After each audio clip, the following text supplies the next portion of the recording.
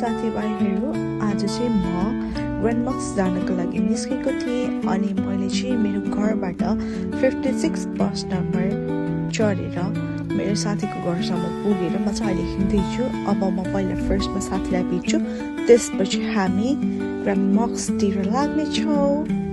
यो भिडियो लास्टसम्म हेरिदिनु होला।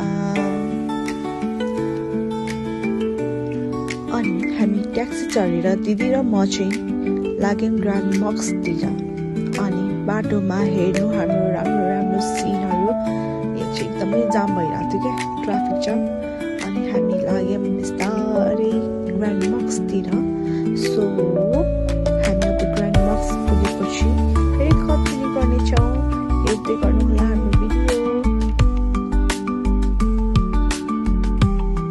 अनि बाटोमा चाहिँ एकदमै सर्टमा चाहिँ एकदमै घाम लागिरहेको थियो, घाममा होइन।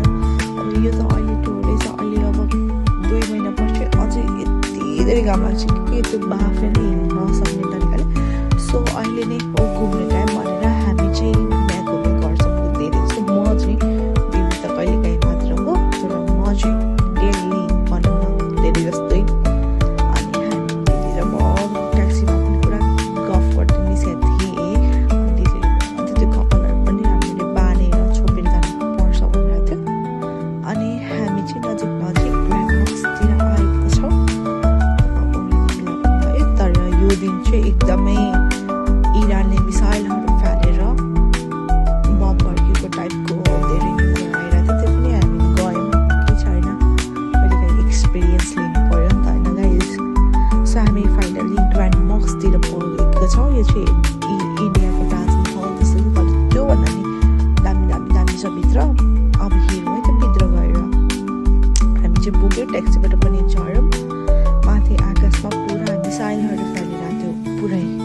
अनि के नजाउँ भनेर हामी चाहिँ गयौँ भित्र। अनि भित्र चाहिँ चेकिङ थियो, पुरा कपालहरू मिलाएर यसरी अलिकति पनि देखाउनु हुँदैन भनेर। म चाहिँ नदेखि समातो, म चाहिँ मिलाउँछु भनेर हिँड्यौँ। अनि सबै चेक गरेर भित्र छिरेर यसरी लाइक कपाल पनि देखाउनु हुन्न अरे क्या। अब गफातै हामी चाहिँ यस्तो लाइक यो चाहिँ हाम्रो नेवारी भोजमा बस्छ नि हामीले लप्टे भुए भनेर हो, त्यसरी नै लाइक एउटा त्यो बक्स राखिरहेको थियो भुइँमा। अनि हामीलाई चाहिँ त्यहाँ डिरेक्सन देखाइरहेको थियो। यो पुरा चाहिँ यो खानाहरू त्यो बक्समा चाहिँ हामी लाइक मान्छेहरू सबै एउटा लाइन बाई बस्छ। अनि हामी चाहिँ त्यहाँ डिरेक्सन देखाइदिएँ